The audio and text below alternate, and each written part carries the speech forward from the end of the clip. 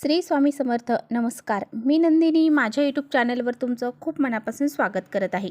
तुमच्या मनातील सर्व चांगल्या इच्छा स्वामी महाराज पूर्ण करो ही स्वामींच्या चरणी प्रार्थना करते आणि आजच्या या नवीन व्हिडिओला सुरुवात करते. तर पहा, पंचांगानुसार दर महिन्याला 2 एकादशी येत असतात. त्यानुसार एक कृष्ण पक्षामध्ये तर दुसरी शुक्ल पक्षामध्ये येते. मार्च 2024 या महिन्यातील कृष्ण पक्षातील एकादशी 7 मार्च रोजी आहे.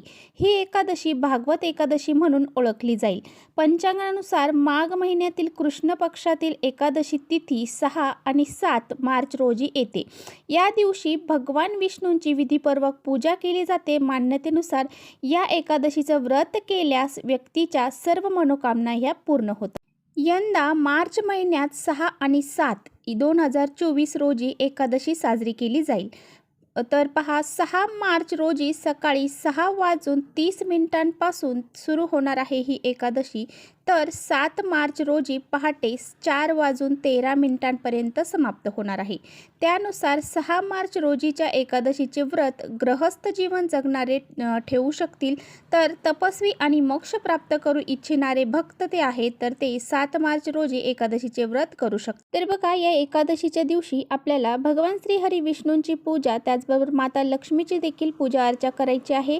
आणि या पूजा आणि सेवा याबरोबरच आपल्याला घरामध्ये काही उपाय देखील करायचे आहेत. तर या एकादशीच्या दिवशी आपल्याला मुलांवरून अशी ही एक वस्तू ओवाळून टाकायची आहे, ज्यामुळे मुलांचे सर्व दोष, अडचणी, संकट दूर होऊन जातील आणि मुलांची अभ्यासात, नोकरीत भरभरून प्रगती होईल.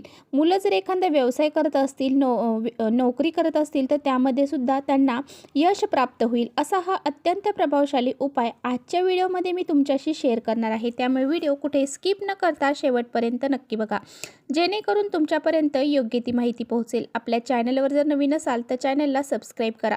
त्याचबरोबर शेजारचं जे बेल आयकॉनचं बटन आहे ते प्रेस करा, म्हणजे मी जेव्हा नवीन व्हिडिओ अपलोड करेन त्याचं नोटिफिकेशन सर्वात अगोदर तुम्हाला भेटेल आणि तुम्ही एकही व्हिडिओ मिस करणार नाही.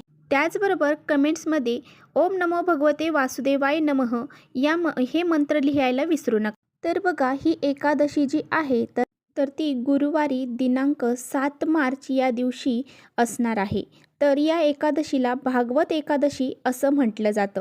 त्यामुळे पहा, या दिवशी आपल्याला आपल्या मुलांसाठी काही उपाय करायचे आहेत. तर हे उपाय का करायचे आहेत, तर मुलांना काही दोष लागलेले असतील, मुलांना कधी कधी नजरबाधा लागते आणि अशा काही विशिष्ट तिथींना आपल्या मुलांसाठी जर आपण असे उपाय केले तर त्यांच्यावरती जे दोष असतील, अडचणी असतील त्या दूर होऊन जातात. त्यामुळेच आपल्याला जेवढे शक्य होईल तेवढे उपाय हे करायचे असतात. आणि हा जो उपाय आहे तर तो तुम्हाला अगदी लहान मुलांपासून ते मोठ्या मुलांपर्यंत करायचा आहे. म्हणजे मुलं असतील, मुली असतील, त्या दोघांसाठी सुद्धा तुम्हाला हा उपाय करायचा आहे. उपाय जो आहे तर सकाळपासून संध्याकाळपर्यंत कधीही तुम्ही करू शकता. आज या व्हिडिओमध्ये मी तुम्हाला 2 उपाय सांगणार आहे. तर दोन्ही उपाय अत्यंत प्रभावशाली आहेत. तर पहा, अगदी लहान मुलांपासून मोठ्यांपर्यंत तुम्हाला हा उपाय करायचा आहे. तर मुलं चिडचिडेपणा करतात, हट्टीपणा करतात, ऐकत नाही, अचानक झोपेमध्ये डचकत असतील आणि वारंवार आजारी पडत असतील, अशा वेळी काय करायचं आहे, जेव्हा तुम्ही रोज मुलांना आंघोळ घालता तर तुम्हाला मुलांच्या आंघोळीच्या पाण्यामध्ये दररोज खडे मीठ टाकून त्यांना आंघोळ ही घालायची आहे. खडे मीठ नसेल तर बारीक मीठ टाकलं तरी चालेल.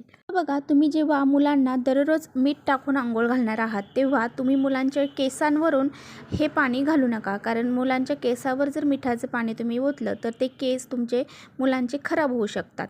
त्यामुळे तुम्ही अगोदर केस धुवून घेत चला आणि नंतर मग पाण्यामध्ये मीठ टाकून मुलांना आंघोळ घालत चला. तर पहा, रोज मीठ टाकून आंघोळ जर मुलांना घातली तर मुलांमधली जी नकारात्मकता आहे, दोष आहेत तर ते नष्ट होऊन जातात. आणि पहा, प्रत्येक दिवशी मुलांसाठी आपल्याला हा उपाय करायचा आहे. तर पहा, जेव्हा मुलांचे केस धुवायचे असतील त्यावेळेस दुसरं पाणी घ्या आणि त्याने त्याचे केस धुवा. तर बघा, खूप प्रभावी उपाय आहे आणि असं केल्याने मुलांमधला हट्टीपणा, त्याचबरोबर चिडचिडेपणा हा कमी होऊन जातो. आणि हा जो पुढचा उपाय आहे तर तो तुम्हाला 7 तारखेला म्हणजे एकादशीच्या दिवशी करायचा आहे. हा जो उपाय आहे तर तो तुम्हाला लहान मुलांपासून ते मोठ्या मुलांपर्यंत सर्वांसाठी करायचा आहे. मोठी मुलं जी असतील तर त्यांना नोकरी प्राप्त होत नसेल, त्यांना व्यवसायामध्ये प्रगती होत नसेल, नोकरीमध्ये त्यांना यश प्राप्त होत नसेल, तर पहा, त्यांना काही दोष लागलेले असतील तर ते दूर करण्यासाठी त्याचबरोबर मुलं शिक्षण घेत असतील तर शिक्षणात अभ्यास करूनही त्यांना हवे तसे मार्क्स मिळत नसतील, तर अशा वेळी मुलांमध्ये काही दोष असतील, अडचणी असतील, तर कुणी काही दोष लावलेले असतील, तर अशा वेळी मुलांची प्रगतीही होत नाही. म्हणून मुलांसाठी पहा, शनिवार असेल, अमावस्या असेल, पौर्णिमा असेल, एकादशी असेल किंवा चतुर्थी असेल, तर अशा वेळेस तुम्हाला मुलांसाठी काही उपाय हे करायचे असतात. हे उपाय केल्याने मुलांची प्रत्येक क्षेत्रामध्ये प्रगतीही होत असते.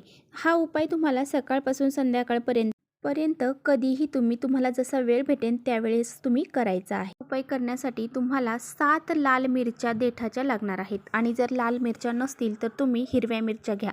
हिरव्या मिरच्या सुद्धा तुम्हाला देठाच्याच घ्यायच्या आहेत. नंतर तुम्हाला चिमूटभर पिवळी मोहरी घ्यायची आहे. जर पिवळी मोहरी नसेल तर काळी मोहरी घ्या. आणि त्याचबरोबर आपल्याला थोडंसं खडे मीठ घ्यायचं आहे. खडे मीठ नसेल तर बारीक मीठ घ्या, परंतु तुम्ही उपायासाठी असे खडे मीठ घरामध्ये आणून ठेवा. खडे मीठ हे अतिशय प्रभावशाली असते. खडे मीठ हे नकारात्मकता दूर करण्यासाठी अतिशय महत्त्वाचं मानलं जातं. त्यानंतर मुलांना आपल्यासमोर पूर्व पश्चिम बसवायचं आहे.